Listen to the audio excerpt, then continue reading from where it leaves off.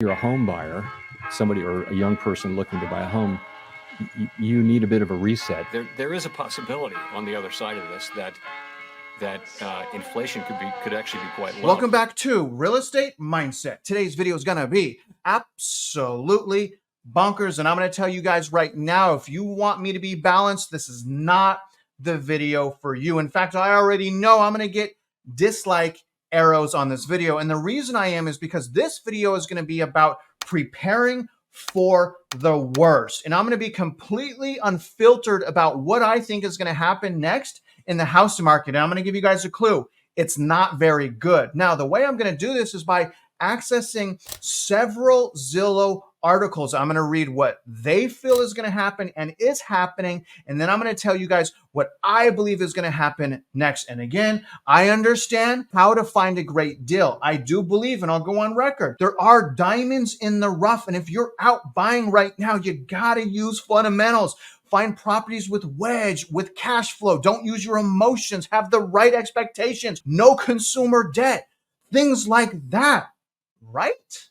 But don't, I repeat, don't use your emotions to purchase real estate. If you use your emotions and purchase real estate and you find that you're a victim, you got no one to blame but yourself. Because remember, no one cares about your investment in a house like you do. And so if you keep your head in the sand, if you keep disregarding the toxicity in the housing market and you become a victim, let me ask you, who's to blame? Is it you for your lack of caution?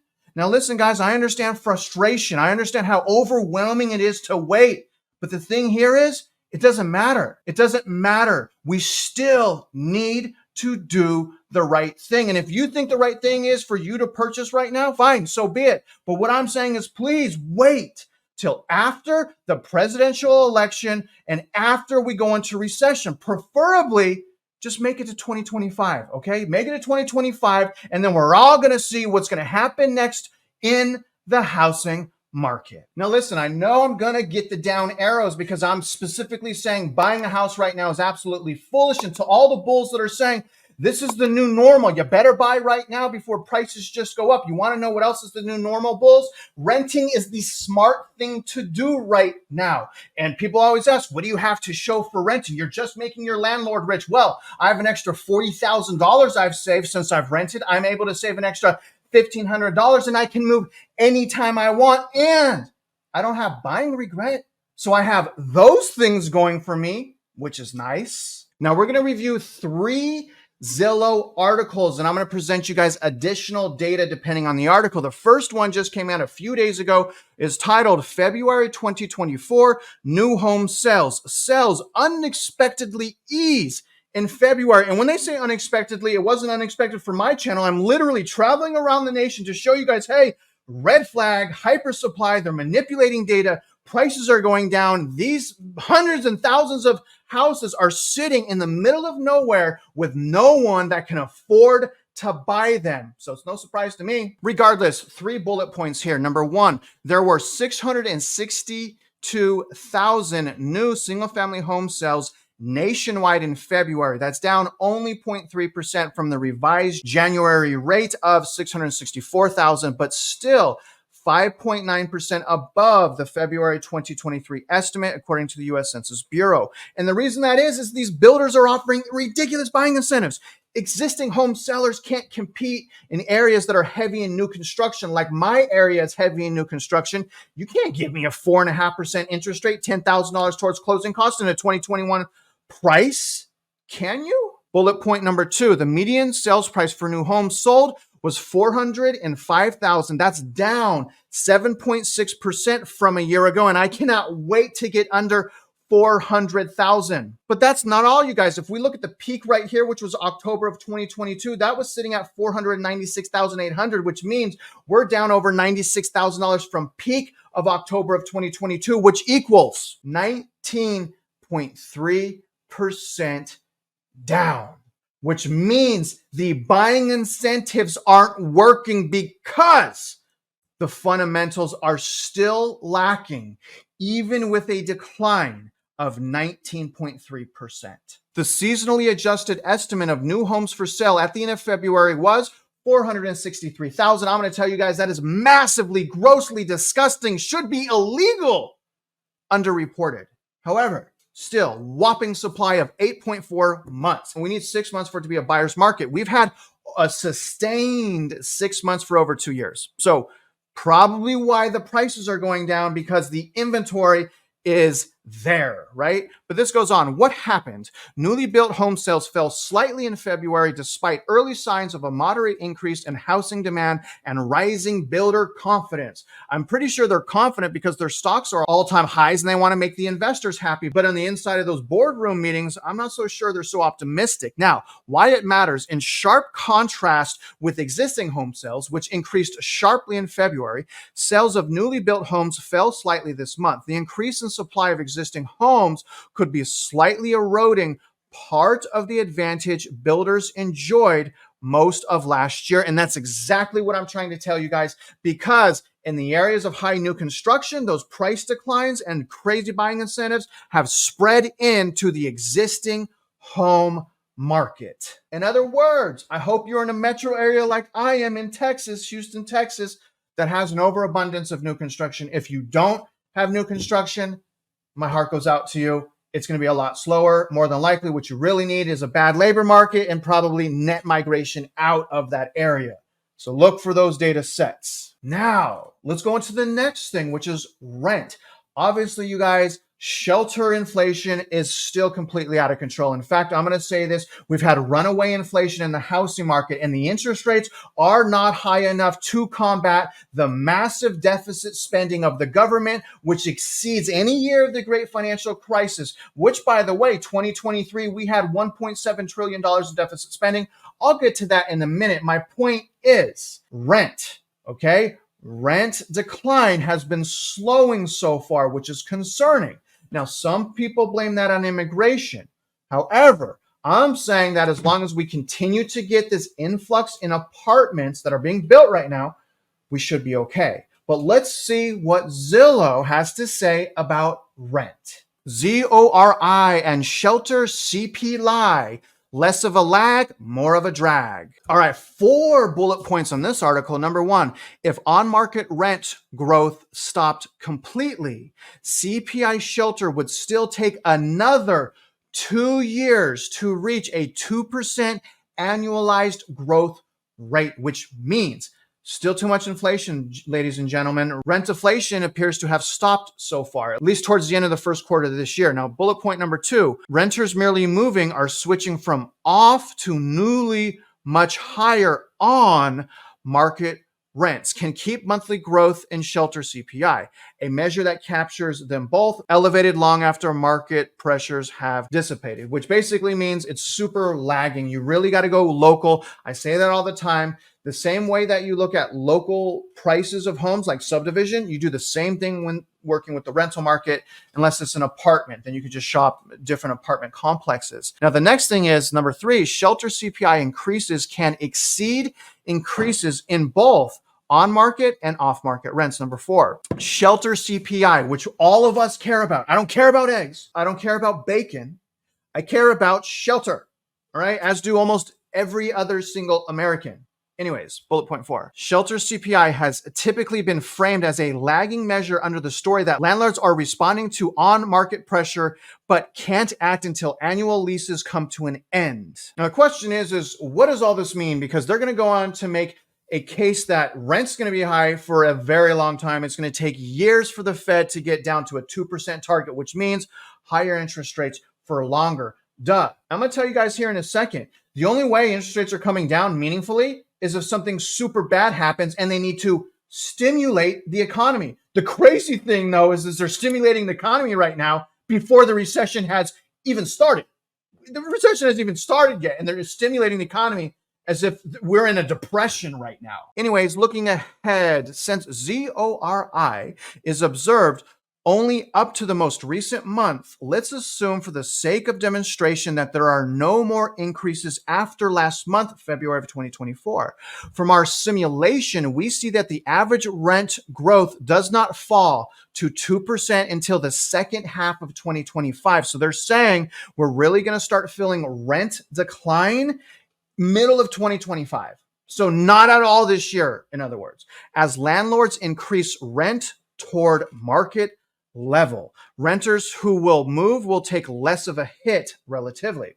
It would take until 2028 for off-market rent increases to fall to 2%. But over this time, fewer and fewer renters will be impacted. So I'm going to tell you guys right now, we need the economy to bust. Okay, our entire economy has been built on boom, bust, boom, bust. But when you put politics in things and you keep printing money, it messes everything up. And so because of how crazy things have been for the last 3 years, everyone wants me to sacrifice my American values. They want me to stop working hard and sacrifice to get things and earn things. I don't think so.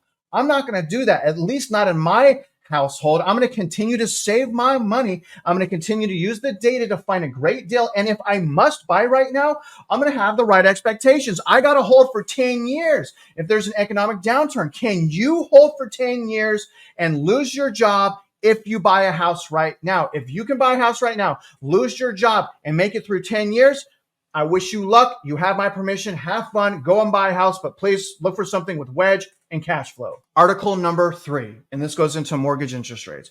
This is according to Zillow. Mortgage rates eased slightly this week on mixed messages from Fed officials, and it's not been from the inflation reports because those have all been elevated. They're just saying what they're talking. And we already know Fed officials lie to the public so that the public does not freak out and they can continue to boil the frog, which is the economy, alive. Only a few paragraphs here. A divide could be growing among Fed officials, with some expecting 3/4 point interest rate cuts this year and others forecasting even fewer rate cuts. Again, runaway inflation. It's making the bubble worse and it's making it bigger. Those forecasting more cuts are more confident that inflation is more firmly under control. Yeah, right. I'll show you the deficit in a minute. Paragraph 2, the 10-year reflects expectations about future inflation and future economic growth. Higher economic growth and perhaps less or slower disinflation could keep yields or mortgage rates elevated. No, not could. It will. We know that it will. Rates are going to be higher for longer unless you lose your job. It's only going down if you lose your job. Expect more rate volatility ahead as the Fed and investors wait for more conclusive evidence of a return to low, stable, and more predictable inflation. Now, here's what the market thinks, which, by the way, this is CME Fed Watch. It always gets it wrong, but it's nice to see them finally starting to wake up. I'm going to tell you guys right now, if we don't have a recession, if you don't lose your job this year, we're not going to have rate cuts. The first rate cut will be whenever people start losing their job. All right. So if you're going to buy based on refinancing later, and that's the only reason you're going to buy, you got to stop. You got to pump the brakes. That's the wrong way to buy real estate. But here's the market. The market is saying 24.9% chance of 2/4 basis point rate cuts, which is 50 basis points, 40% chance of 75 basis points, and a 24% chance of 100 basis points. In other words, the market doesn't know what's going to happen next because all the market wants to do is get you to spend